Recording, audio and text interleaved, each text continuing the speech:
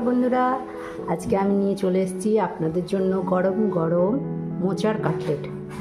এই মোচার কাটলেটটা খেতে দারুণ লাগে। চলুন রেসিপিটা শুরু করা যাক। মোচাগুলো আমি ভালো করে ছাড়িয়ে ছোটো ছোটো করে কুচিয়ে ধুয়ে নিয়েছি, প্রেশার কুকারে দিয়ে দিয়েছি। এবার আমি এর সাথে কয়েকটা গোটা আলু সেদ্ধ করতে দেব। আমি ছোটো ছোটো আলু বলে 4টে দিয়েছি, আপনাদের বড় আলু হলে 2টোই দিতে পারেন। এর সাথে আমি একটু হলুদ দিচ্ছি, যেহেতু কলার মোচাগুলো একটু কালচে হয়ে যায় সেদ্ধ করার পরে, তাই একটু হলুদ রং দিলাম যাতে কালচে রঙটা একটু হলেও কমে। সামান্য একটু নুন দিচ্ছি এর সাথে সেদ্ধ করার জন্য।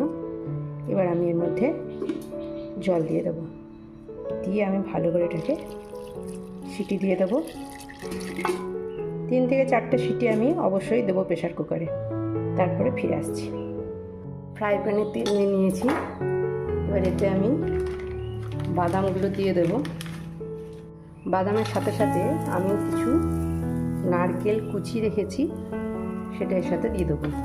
এগুলো সব অপশনাল, যদি না থাকে আপনার ঘরে না দিলেও চলে, তবে এইগুলো দিলে টেস্টটা একটু ভালো লাগে আর কি। বাদামটা অনেকেরই ঘরে থেকে থাকে, বাদামটা অবশ্যই দেবেন, চেষ্টা করবেন।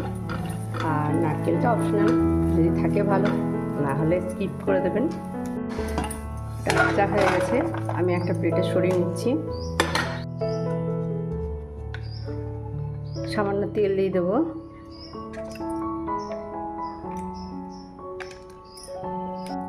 গোটা জিরে একটু দিয়ে দিলাম, একটা টমেটো কুচি করে রেখেছি সেটা দিয়ে দিলাম। এবার সব গুঁড়ো মশলা আমি একটা একটা করে দিয়ে দেবো। হলুদ গুঁড়ো দিলাম, জিরে গুঁড়ো, ধনে গুঁড়ো, এগুলো একটু মিক্স করে নেব।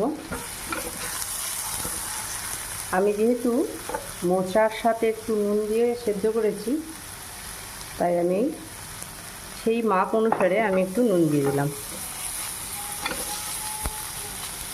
আদা এবং কাঁচা লঙ্কা আমি থেতো করে রেখেছি, সেটা আমি এর সাথে দিয়ে দিলাম।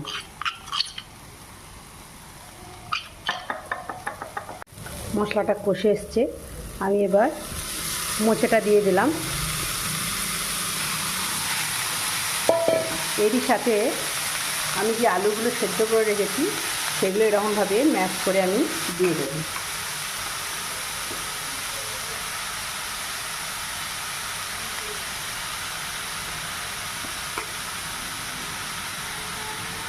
সব আলুগুলো আমি দিয়ে দিচ্ছি।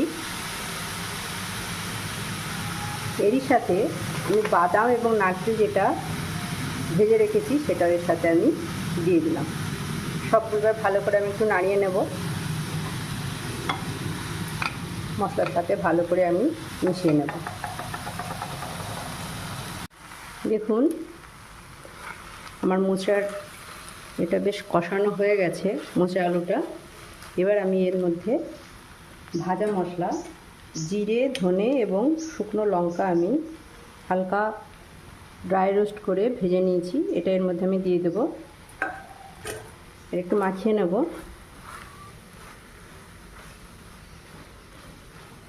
নামাবার সময় আমি আর একবার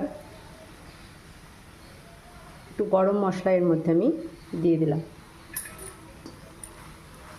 ব্যাস, আমার এই কাটলেটের পুরটা রেডি হয়ে গেছে।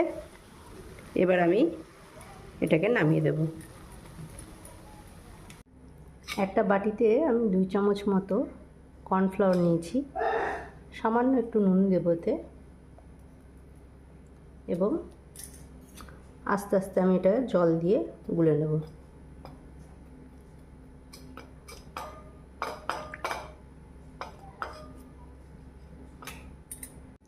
দেখুন আস্তে করে হাতে করে এইভাবে আমরা আস্তে আস্তে একটা কাটলেটের শেপ দেব। ঠিক আছে, এবার আমি এটাকে এই যে কর্নফ্লাওয়ার গুলে রেখেছি এর মধ্যে আমি দিয়ে দিলাম। দিয়ে আমি যে ব্রেড ক্রাম্বটা রেখেছি এর মধ্যে দিয়ে দেবো।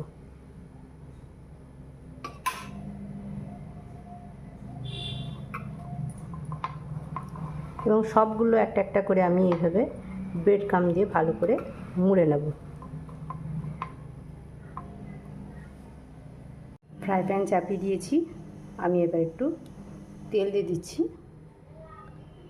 কম তেলে এটাকে আমি ভাজবো। কাটলেটগুলো যেগুলো বানিয়ে রেখেছি আমি আস্তে আস্তে এবার সব ফ্রাই প্যানে দিয়ে দেবো।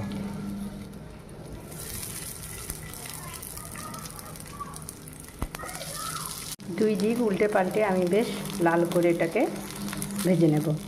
দেখুন বন্ধুরা, রেডি হয়ে গেল আমার মোচার কাটলেট। চটজলদি এবং নিত্য নতুন এই ধরনের রেসিপি পেতে গেলে আমার চ্যানেলটাকে পারলে একটা সাবস্ক্রাইব করে দেবেন।